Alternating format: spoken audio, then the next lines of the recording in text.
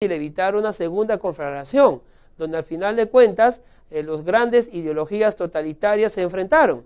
Ya no un sistema colonialista, neocolonialista y mercantilista, sino más bien se enfrentaron ideas de naturaleza política. Fue el nazismo con el fascismo y el anarquismo en la Guerra de Franco, de España, y posteriormente, en la Segunda Guerra Mundial, el sistema democrático y llamado de libertad contra sistemas políticos de aquel gobierno, de aquel Estado antiguo de Alemania y de Italia, denominados fascistas y nazistas.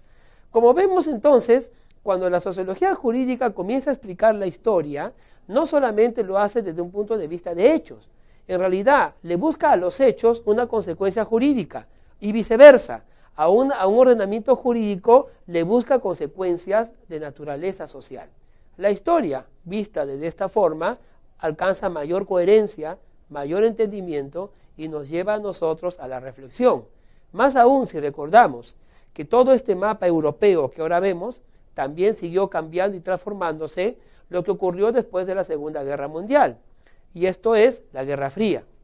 Ya no era nazismo y fascismo que ya habían sido eliminados no en la Segunda Guerra Mundial, sino más bien era el sistema occidental de gobierno, un sistema republicano y democrático, contra aquella nueva forma ideológica que surgió, que era el socialismo y comunismo.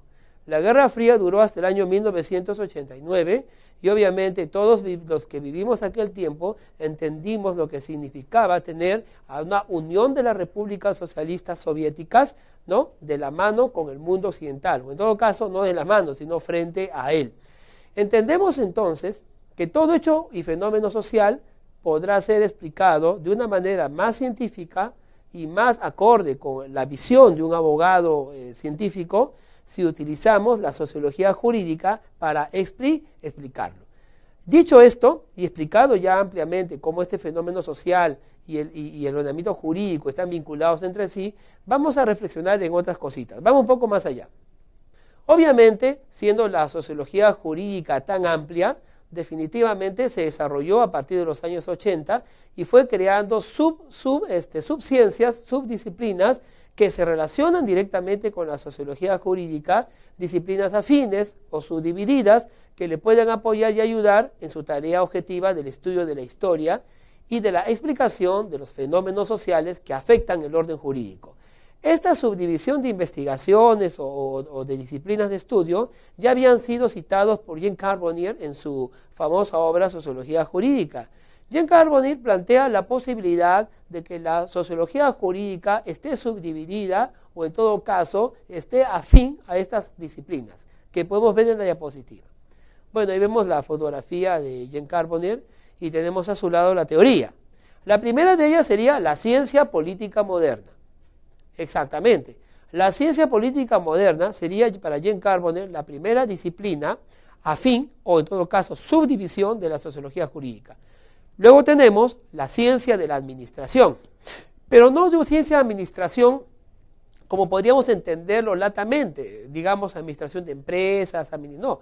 Ciencia de la administración en relación con el Estado, es decir, el poder, la ciencia, la disciplina, el conocimiento de poder administrar estados, de poder administrar países, de poder administrar gobiernos, la posibilidad, ¿no? O sea, la posibilidad de que la ciencia de la administración esté al servicio de los destinos de un Estado. Obviamente la ciencia de la administración hoy día la entendemos como administración pública, ¿no?, o gestión pública. Y tenemos también una tercera que es la sociología criminal. La sociología criminal para Jean Carbonnier no era una subdivisión, una ciencia afín de la sociología jurídica, porque si bien analizaba el hecho social, lo analizaba ya más focalizándolo en el tema de la conducta criminal. La sociología criminal iba a tratar de explicar el origen, la teoría del delito y todo lo que los grandes criminólogos de la antigüedad, como Lombroso y Söderland y todos ellos, planteaban acerca del criminal nato, del criminal de cuello blanco. Todas esas teorías son prácticamente nuevamente estudiadas, reestudiadas y consideradas por la sociología criminal, que sería una subdivisión de la sociología jurídica para Jean Carbonnier y para otros sería tan independiente como la sociología jurídica y sería en todo caso una ciencia afín. Sigamos con la lista. Para Renato Treves, ¿no?, la ciencia política es indiscutiblemente una subdivisión o una ciencia afín de la sociología jurídica. Renato Treves decía, vamos a leer la diapositiva, que entre las investigaciones sociológicas jurídicas que se desarrollan en parte es coincidente con la ciencia política y con la más reciente sociología política, las que versan sobre la producción de las normas y sobre el proceso legislativo. Entonces, para Treves, que fue citado por Carbonnier, la ciencia política se relacionará exclusivamente con los fenómenos sociales que versan sobre producción de normas y sobre procesos legislativos. ¿Por qué? Porque la ciencia política, ¿no?, está relacionada con conceptos que vienen de la época helenística. Cuando hablamos de política, estamos hablando que es el arte o la ciencia de gobernar un país, de gobernar una nación, de gobernar un estado. Aristóteles decía que todos somos animales políticos, ¿no? Y lo decía porque en definitiva todos los seres humanos planteamos permanentemente postulados, criticamos permanentemente, reflexionamos casi siempre y contradecimos igualmente en toda oportunidad que podamos. Esa dinámica de la contradicción, de la negación, de la aceptación, del convencimiento, de la reflexión, de nuestra propia idea, de la postulación de un futuro bueno para nosotros y nuestra comunidad, nos vuelve políticos. El opinar de una forma o pensar diferente, el sustentar mi diferente opinión, el salir adelante, en toda esa dinámica, ¿me entiendes?, de ágora, de debate, es lo que nos hace políticos. Pero si llevamos esto, ¿no?, si dejamos el origen helenístico y primitivo de esta idea y los transportamos a través de la historia hasta los estados modernos y el sistema de estado que tenemos hoy en día, nos vamos a dar cuenta que ya en sí mismo la política, por así llamado, ya no solamente pues es debatir en un ágora o tú y yo sentados en un solo salón dándonos la contra, ¿no?, o llevando un acuerdo, no.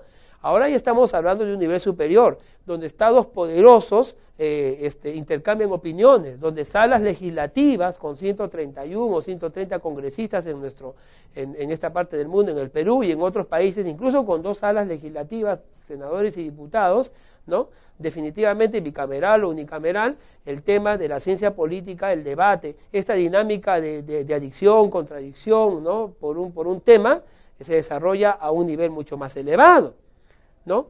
Entonces, esto ya no es solo política, se le ha llamado ciencia política. Y se le llama ciencia política como producto justamente su hija predilecta de la sociología jurídica. Porque si hablamos de ciencia política, ya estamos hablando de la administración de los estados, de la teoría del poder, de la teoría, ¿no?, en los antiguos pensamientos socialistas, en la teoría de la lucha de clases, ¿no?, o en la teoría marxista de la economía, en fin.